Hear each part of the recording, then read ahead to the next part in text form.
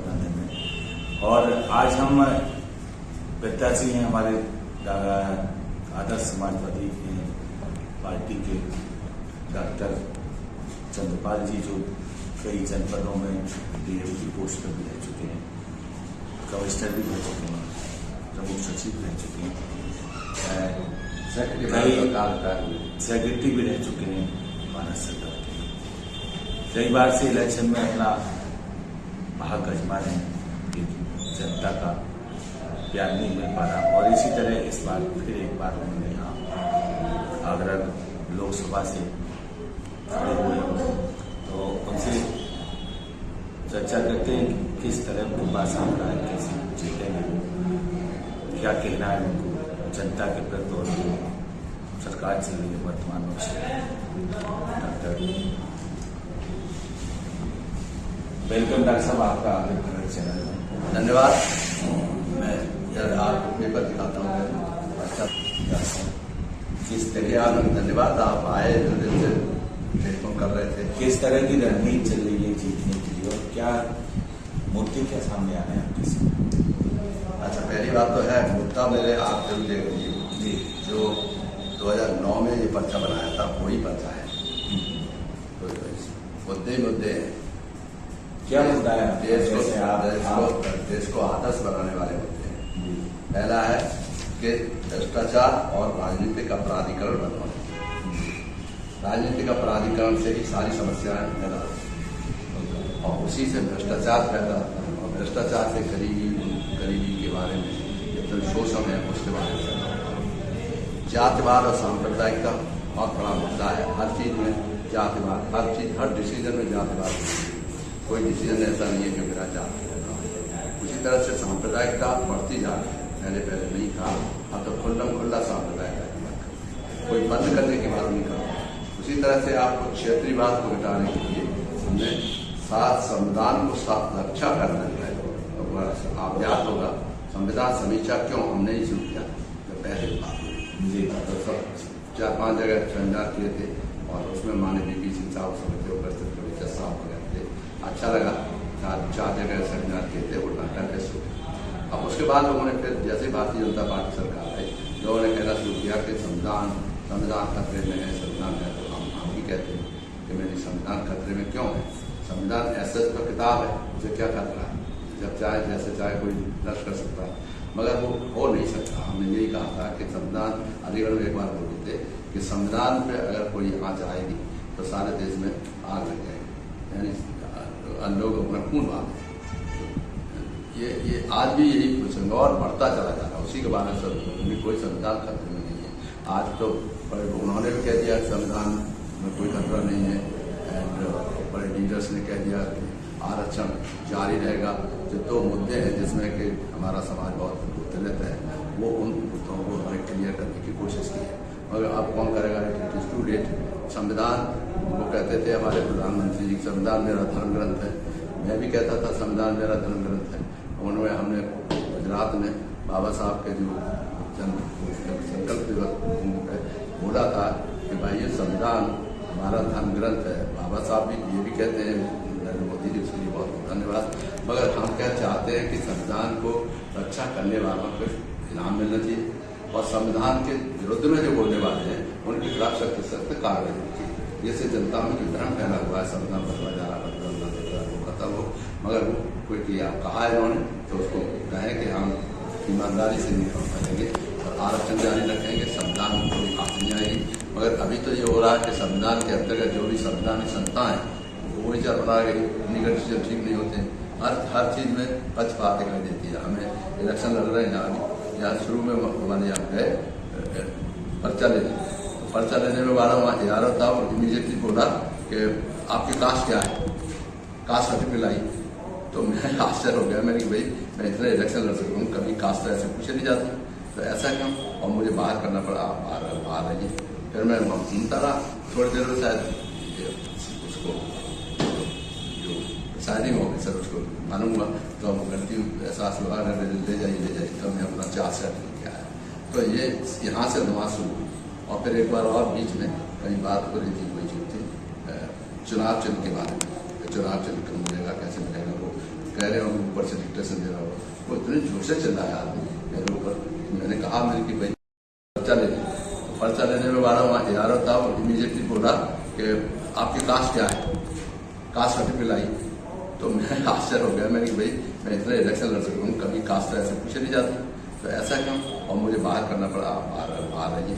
फिर मैं घूमता रहा थोड़ी देर में, शायद उसको जो प्रिसाइडिंग ऑफिसर उसको मानूंगा, तो अब गलती एहसास हुआ, ले जाइए, तो हमने अपना चार्ज सर्टिफिकेट किया है। तो ये यहाँ से नमाज शुरू, और फिर एक बार और बीच में कहीं बात हो रही थी, कोई चीज थी चुनाव चिन्ह के बारे में, चुनाव चिन्ह क्यों मिलेगा, कैसे मिलेगा, वो कह रहे हो ऊपर से डिक्टेशन दे रहा हो, वो इतने जोर से चिल्लाया आदमी मेरे ऊपर। मैंने कहा मेरे कि भाई ये क्या तमाशा है, ऐसे कहीं होता है, ये पक्षपात मूल विभाग है हर चीज में। जैसे आप ये है इलेक्शन हो रहा है, इलेक्शन कमीशन को बिल्कुल निष्पक्ष होना चाहिए, ऐसा करप्शन ये भी है, हमें नहीं मालूम, मगर उनके रिप्रेजेंटेटिव्स को बिल्कुल निष्पक्ष होना चाहिए। उन्होंने ऐसा व्यवहार किया कि नॉमिनेशन होते समय जब जात पात का सर्टिफिकेट लग गया, तो उनका नाम SP सिंह बघेल है, उसको आवाज लगाएगी 3 बार, और उसको नहीं बुलाया गया, हमको बुलाया गया पहले, जैसे कि हम रजिस्टर्ड नॉमिनेशन कर लें, तो उसके बाद आराम से कह देंगे कि साहब ये गलत है।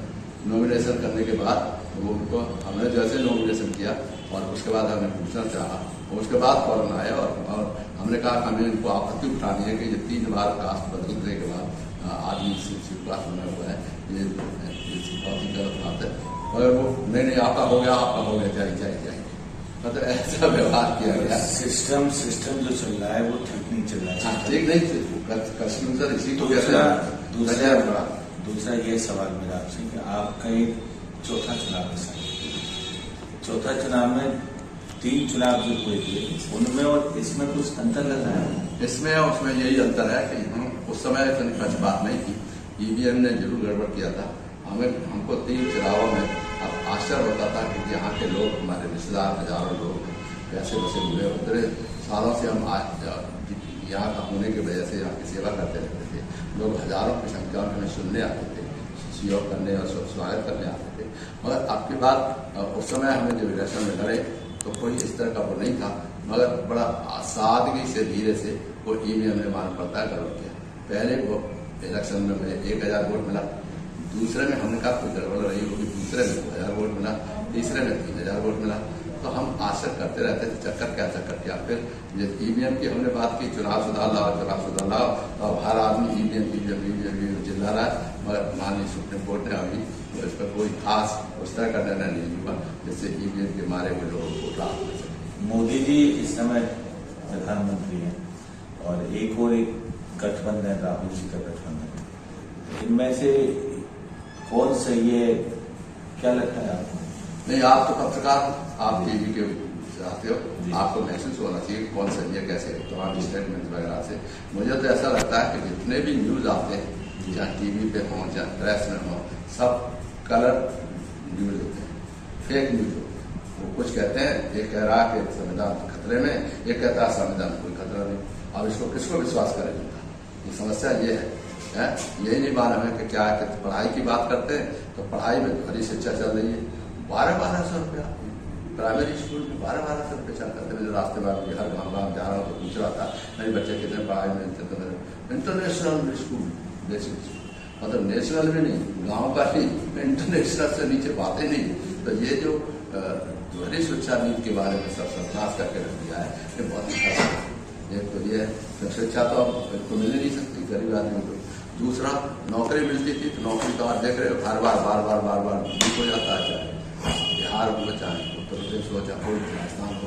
ये देखते हैं तो कितना बड़ा नुकसान है देश का कि नवीन जो हताश हो रहा है और उसके पेपर लीक हो रहे हैं, लाखों रुपया मेहनत करता है, इम्तहान करता है और उसके बाद ठीक हो रहा है। कुछ महीने पहले नहीं होता था ये, अब जो इस तरह डॉक्टर साहब जो अब ये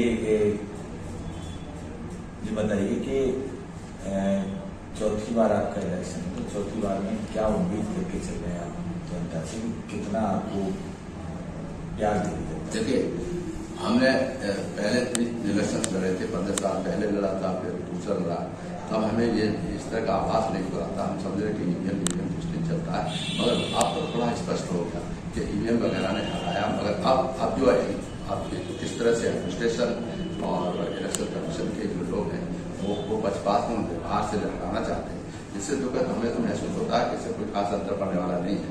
और हम जनता को, हमने कहा हम जनता के पास जाएंगे, हम गांव में आ रहे हैं। पिछले 4 महीने से हम खास काम कर, ये पर्चा जो है लाखों पर्चा 4 लाख के करीब लोगों के पास पहुंच चुका है। तो इसलिए तो हमें वो नहीं है कि जनता अगर कम्प्लीटली सरेंडर करेगी तो फिर उसे रिक्वेस्ट नहीं करता हूँ, तो वो वहाँ कह रहे। दूसरी बात ये खास है जो महसूस हुआ है कि देखिए, ये जो संविधान केवल बदलने की बात नहीं, संविधान के जो कोलेटरल एंट्री है, IAS IPS बनते थे, एग्जामिनेशन होते थे तब बनते थे। अब इन्होंने ऐसा सिस्टम लगा दिया था कि किसी को उठा के इधर उधर RSS का सपोर्टर है उसको बना दिया, IAS IPS बना दिया। तो ये जो खतरनाक यहाँ है, ये संविधान खतरे में रहता है। संविधान इस तरह कर दिया, वैसे ही पब्लिक अंडरटेकिंग मोरल खत्म होगी। ऐसे जितने भी है बहुत सी चीजें, सारे लोगों के लिए सारी फैसिलिटीज हैं, सब कुछ कर रहे हैं देश के लिए, और हमारे गरीब आदमी मरा जा रहा है, भूखा पड़ रहा है, और उसको सिर्फ लोग लालच दे दिया कि तो 5 किलो गेहूँ खा लो, अनाज खा लो, वो कर लो, बाकी चुपचाप रहो, बैठे रहो।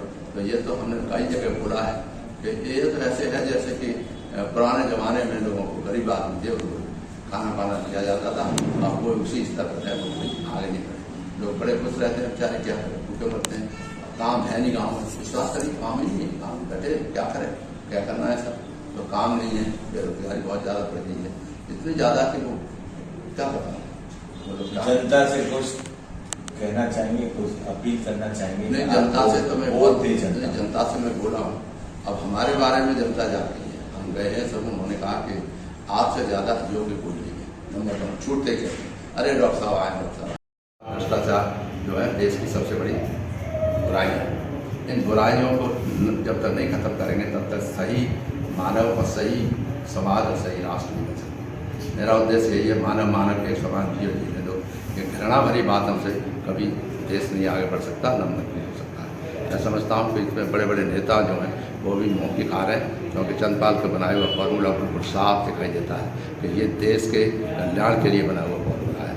इसमें अनुकरण करिए, एक दूसरे को गालियाँ देती, एक दूसरे को माने पीटे, बताइए ये कौन सी सभ्यता है, कौन सी राजनीति है। अब आप 2 लेडीज हैं, एक जो कांग्रेस की लेडी है और एक जो भाजपा की लेडी है, अब एक दूसरे को गाली दे रही है, तेरा हस्बैंड कौन है, कि तेरा हस्बैंड कौन है, ये क्या ये राजनीति। कोई किसी भी लगता है तो वो उनको मौका मिल जाता है कि सारे तो सब भ्रष्टाचारी है।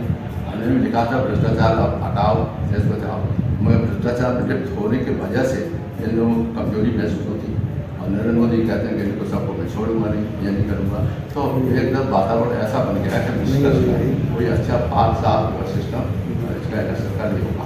ये थे डॉक्टर चंद्रपाल IAS अधिकारी रह चुके हैं, और इनकी जो पीड़ा ये है कि देश का सिस्टम अभी चेंज नहीं हुआ है, भ्रष्टाचार ऐसे ही चल रहा है, जातवाद ऐसे ही चल रहा है। लेकिन क्या होगा आने वाली 7 तारीख को, ये 4 जून को आएगा फैसला। अग्र भारत के लिए राजेश कुमार